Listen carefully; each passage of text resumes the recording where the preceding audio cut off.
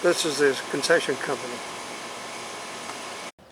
And a fitting mascot statue right outside the center.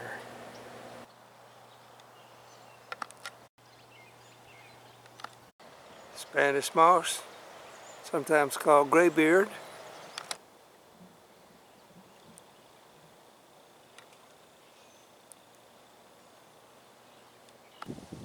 These are the boats you can take a tour on. Motorboats, you can rent a kayak or canoe, which we did. The Richard S. Bolt Visitor Center. It's the storyteller. There's the coonskin cap hanging on the wall there. I promise you it's the truth. Would you believe there used to be a city out in the swamp? That's a fact. Well, okay, it was more like a little town, I guess, but it had rooming houses and a general store, electricity, telephones, a church, a school, even a movie theater. First one ever in all of Charlton County, and that's no lie. This town was on Billy's Island over on the west side of the swamp. It was a boom town. Grew up pretty quick due to the more than 500 folks who'd come to work there for Haybird Cypress Company. They were harvesting the swamp's timber. The town only lasted 8 or 10 years, as I recall it, until the timber ran out and the lumber company just packed up and left. Now, if you go out to Billy's Island today, it'll be hard to believe there was a town right there because you won't see much but forest. But if you look real close, you can still find some remains of that town. Not much, mind you. The swamp is already reclaimed and grown over what was left of the town on Billy's Island. I like this, the Swamp Songs Jukebox. Look at that. Look at the game, a egret and an ours or something in there. And, oh, you can listen to the sounds of the various critters that inhabit the swamp. You're getting sleepier. You want to hear a song. Put a quarter in the jukebox.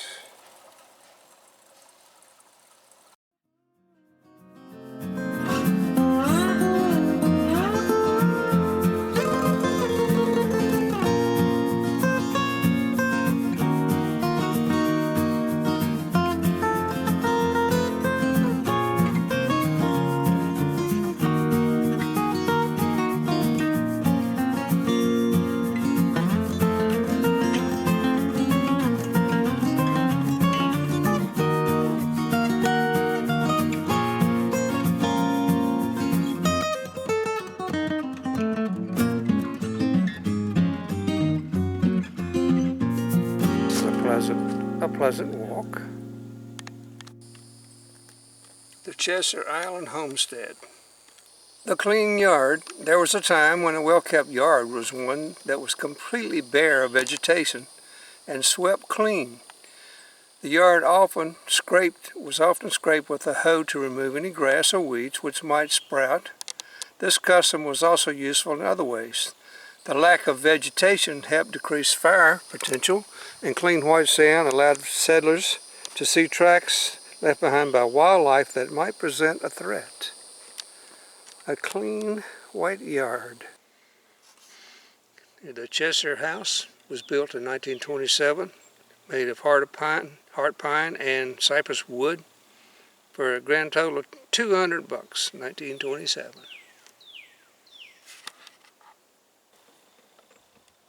I like the porch and the tin roof and the hollow log well.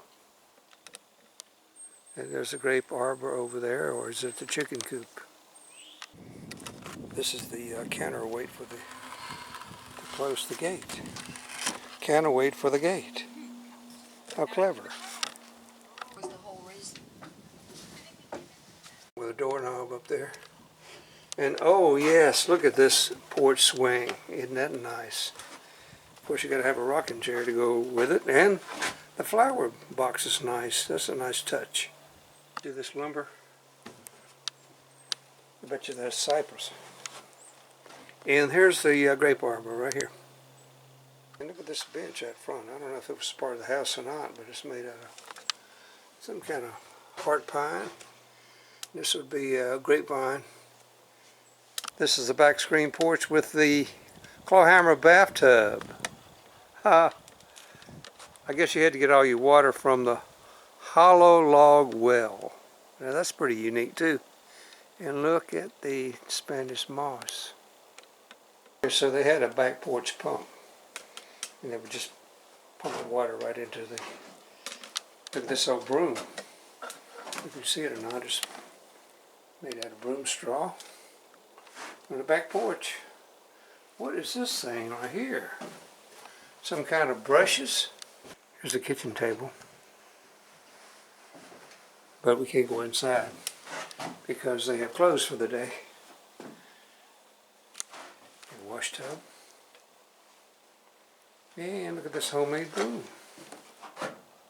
Unique about this house is the foundation. It doesn't have fieldstone. It has probably cypress logs. And here's the syrup shed. Don't know what this is. Probably a firewood maybe. And this is board and batten.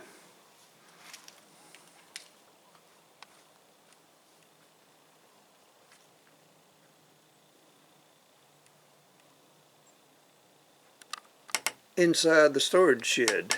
Wow, 5-bedroom house. The smokehouse. Country ham, anyone? Go ahead and latch it.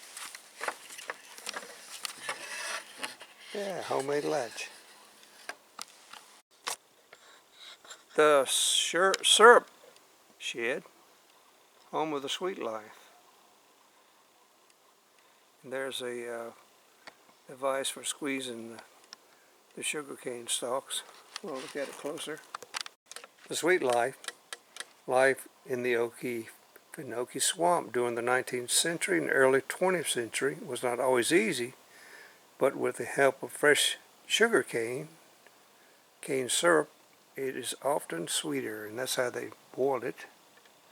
And this is how they squeezed it out. They hooked an animal to the end there, and he went round and round, and someone fed the stalks into the squeezer there. Look at the Spanish moss.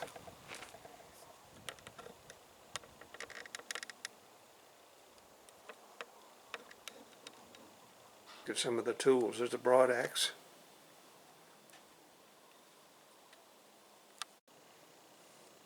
That's how they would squeeze the syrup out. See it fall down to the drip pan and down into a bucket, and then probably a mule was hooked to the end there and went round and round. So in order to distill the syrup, they would heat it. Put firewood in there, and there's the vat. And there's a skimmer.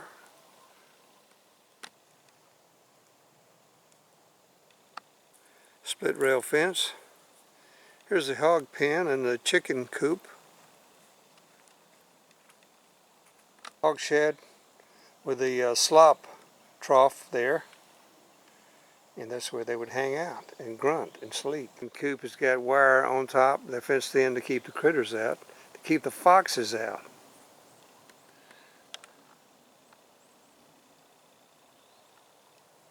This would be the garden, also fenced in, to keep the critters from eating the veggies.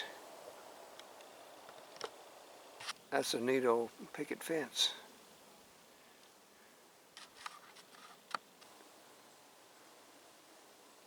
The livestock barn. It's a Surrey wagon. This is the gourd birdhouse. And here it is. Here's the observation tower. Wow, 1, 2, 3, 4 stories.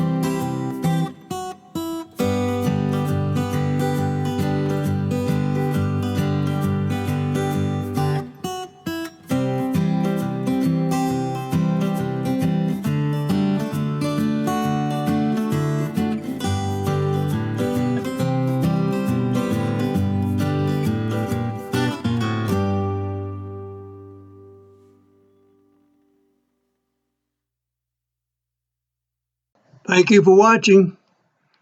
If you like the videos, please subscribe. Just click on the whippoorwill button. Thank you.